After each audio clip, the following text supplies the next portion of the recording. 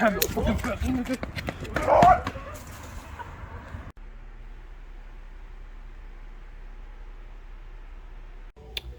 guys, today is Monday, and if you pay attention, which most of you don't know how to read, I want to make the monthly scheduling post thingamajigger. It says no Mondays and no Sundays for tuning, for scheduling for tuning. So on Mondays, well, here I am at the shop, obviously. I think I've only mentioned it in one other video. I basically leave it for like miscellaneous things. So for example, today I have a car that I have to it's a 350Z 2003, unfortunately, and it's automatic. Oh, 3 and automatic. You really did this to me, didn't you, huh? But he had scheduled for a tune like normal, and I guess his car started leaking oil before the tune. So he brought it here to the shop to have the guys look at it, and I guess it actually needs an overhaul. So of course, it's pretty pricey for most people. Everyone has a different income. So when he came to pick up the car after getting looked at, he saw me and he told me he's the one that has an appointment on this certain date. And I was like, oh, okay. So he explained to me that, he might not have the money to tune anymore. So I told him, you know what, it's fine. You can cancel it. That's not a problem. I can just get that spot booked in like 1 second. Everyone's waiting. So I told him again, it's not a problem. Don't worry about it. Like you got to fix the car first before you get it tuned. You don't want it leaking oil everywhere. So his appointment was about a week after he picked up the car. And then I told him, you know what, if you want to think about it to see if you can still have the funds for it, just wait a couple of days, figure some things out, and let me know. If not, just send me a message and let me know that you want to cancel the tune. That's not a problem. So he was actually able to figure some things out and bring the car back.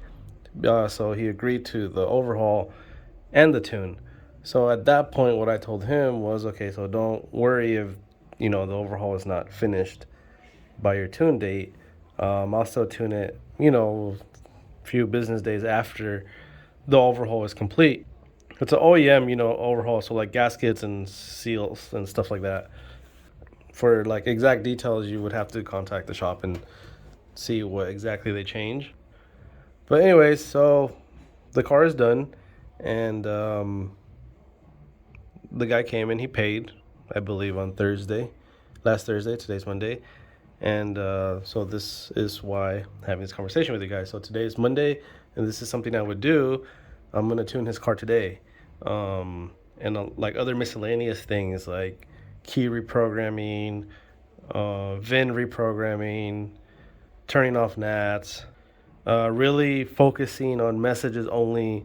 So actually, not physically on the dyno and putting all my focus into that. It's the messages and all these other little things.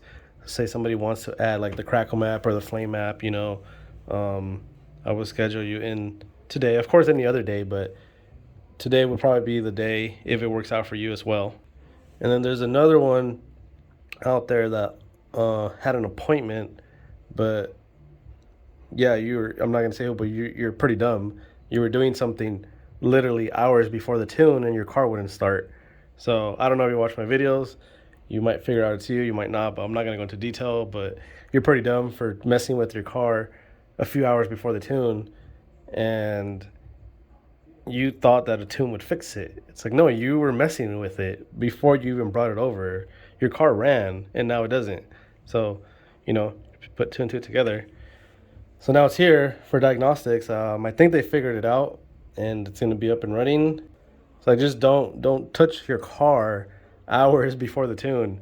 It depends what you're doing. You're doing an oil change or something. I understand maybe like the thread messes up on the bolt or something.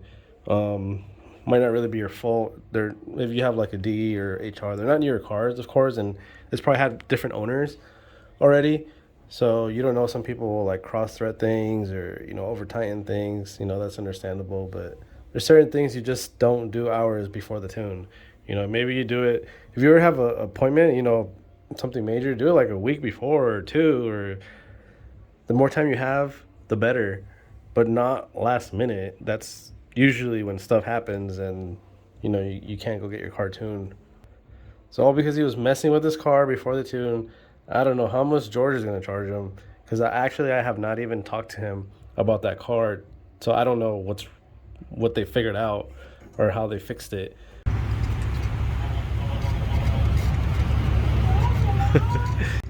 Yeah, today was a nice slow day because I was able to work on my car. I was just testing some more things on the 1000cc injectors, just different ways to tune it, different methods, what's going to be easier or what's easier for the computer, but a lot of tuners won't even understand what I'm talking about anyways. Different softwares require different techniques. You have to understand at least something about like coding and like how software works and how their works. And so I'm able to actually understand how the two main softwares, UpRev and Ecotech, work for the VQs and the other cars that it covers. So that gives me an advantage on how to make things easier on my own and how to make it easier on the software, so it's not fighting itself or fighting your tune. That's not something that most tuners would know. So I'd be very surprised if somebody sent this to a tuner and they're like, what is he talking about? And they actually said that they know. I'd be very, very surprised.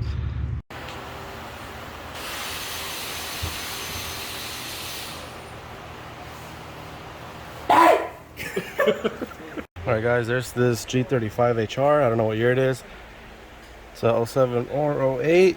This one, George asked me to help him. I guess the ECU doesn't show the coolant or the engine oil temperature, and he checked some other things and he just wanted to try a different computer, so he has a spare computer. He tried it, he installed it, and after that obviously I have to turn off NAT so I can start. So I turned it off for him, and yeah, that was the problem. I guess the computer, which is pretty weird, but just to let you guys know, it could possibly be the computer. This car is just bone stock. The original ECU has no tune, so it just went out. It's already kind of old. It's a possibility. Maybe somebody else was messing with it or with the wiring. Maybe they sent a signal back to the ECU and that specific pinout, the circuit board or whatever, just doesn't work anymore. But yeah, that was it for this one. This guy has a sedan. It's tuned by somebody out of state. He bought it already tuned, but the motor is blown. So I'm not too sure. Basically, I think what George had told me is that the new owner didn't know it was blown. He just thought there was a problem with it that could be fixed, like a sensor or wiring. So I think the previous owner scammed him. Whoever took it to the other tuner. Once it blew, this guy put it for sale, and I guess he must have scammed him or something. But anyway, so now the new owner brought it here, and I guess it just has rod knock or something. I'm not too sure on this one. And the whole point is it needs a new motor. So this car here is tuned by someone else, but the owner bought it like that with the motor blown. He came in for a motor swap, and now it runs, but it runs a little funny. But the thing is, we don't know if whoever he bought it off, if he removed any parts. So it could not be tuned for specific parts. It does have different injectors, but at this point he needs to contact the previous owner and ask him exactly what it was tuned for, or he should delete the tune and put stock injectors and put 91 in there or something, because the other motor he just put in, it's gonna get damaged too, because it is running pretty funny. So we're not sure what's going on with it, but he should definitely contact the previous owner, or he could just have me or anyone else delete the tune and just go completely back to stock. It sounds like it's dumping too much fuel or something. It could be why the other motor blew when the previous owner had it. I'm not too sure on this one here, but it only came in for the motor swap, and that's it. The job is done. So if he wants diagnostics, he's gonna have to talk to George.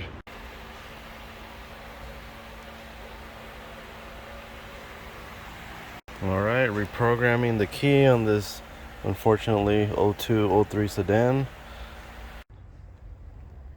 All right, it's 11 in the morning, and I'm gonna tune some cars today. Obviously, all-wheel drive G37. Gonna make it into two-wheel drive for the dyno.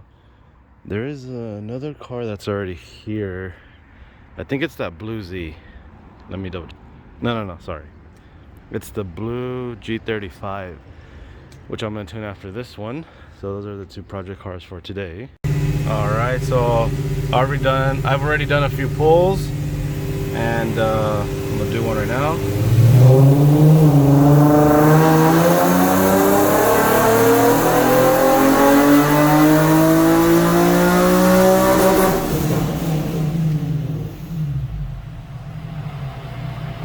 We are at 301 wheel horsepower, has 3-inch intakes, long tube headers, stock Y pipe, stock muffler, and it's on E85. So right now, obviously, the exhaust is very restrictive. Let's see what we can do.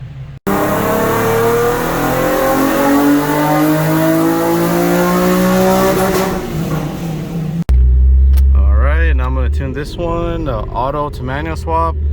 The customer did it, but he did something wrong, and the car wouldn't start. So he thought it needed a tune, but no, if you do an auto to manual swap, it's still gonna crank. So this one wasn't cranking, so something was done wrong, but George fixed it. I think you do watch my videos, so this is your car. And yeah, I'm gonna get to it, and I'll send you a message. All right, and when the car starts, transmission is good. Seems like it. I'm in the middle of tuning. Started making 250 torque, pretty good for a D on the 85. And I'm pretty sure there's a vacuum leak somewhere, very minor. I'm gonna go ahead and let him know that, but he's not here. So I'm gonna just tune it like that and let him know, and then once he fixes it, I could look at it again. And we'll go from there with the owner and myself on the retune. Might just be some minor touches or something.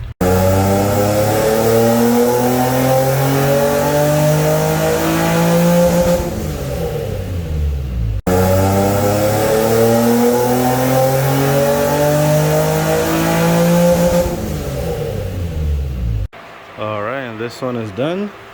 Actually, pretty good numbers for a D on our dyno. 269 wheel horsepower, 256 torque. It has the UPT injectors for 85, cold air intake, test pipes. I think it's a stock Y pipe, just like the previous car, and has an exhaust. Oh, and it has headers. And I found, I guess it has another vacuum leak, but I found the bigger leak, which was the catch can. So I just undid the whole system and put it back like how it is stock, and it idles way better actually. So there's another small leak, and I suspect it's from the intake. Whatever kit he bought, it makes him put the hose, the vacuum line, into the intake on the bottom. I think it's leaking from there.